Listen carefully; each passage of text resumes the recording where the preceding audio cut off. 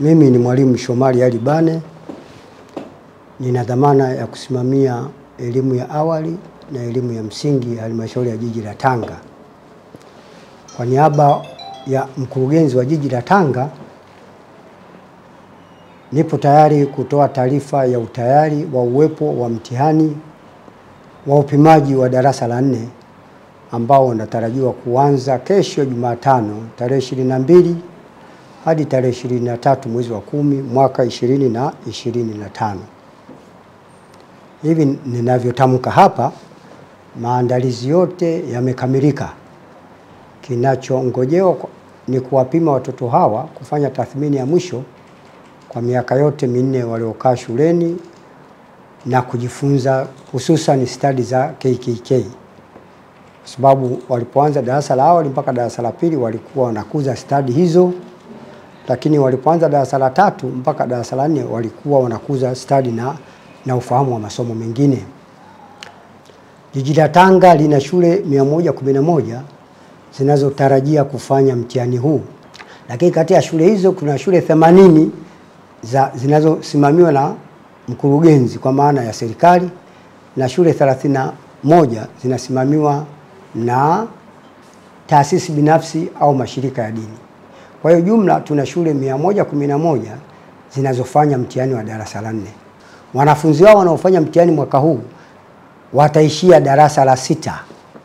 Na wakifika darasa la 6 mwaka 2027 watafanya mtihani wa darasa la 6 na wataingia kidato cha kwanza hapo hapo shuleni. Maana tunaanza kutekeleza mtaala ulioboreshwa na wataanza kujifunza elimu ya amali. Kwa hiyo wananchi wa jiji la Tanga na viunga vyake wafahamu kwamba tumeanza kutekeleza mtaala ulioboreshwa, na mwaka 28 wanafunzi hawa wataanza kuchagua elimu zao za amali katika masomo yao ya kawaida. Kwa hiyo wanafunzi hawa wanaofanya mtihani kesho hawatofika darasa la 7. Nitumie fursa hii kuwaasa wananchi wenzangu wa jiji la Tanga. Mtoto kupata elimu ni haki yake, lakini pia kupata muda wa kupimwa alichojifunza ndio muda muafaka. Tusiwazuie watoto hata wale walemavu kupimwa. Tuwaruhusu, hatutaki watoro siku ya kesho na siku ya Alhamisi. Watoto hao wameenda shuleni ili wapimwe, na kipimo hiki kinamfanya aende darasa la 5. Na kama atafeli mtihani huo upimaji atarudia tena darasa la 4 mpaka afaulu aende darasa la 5.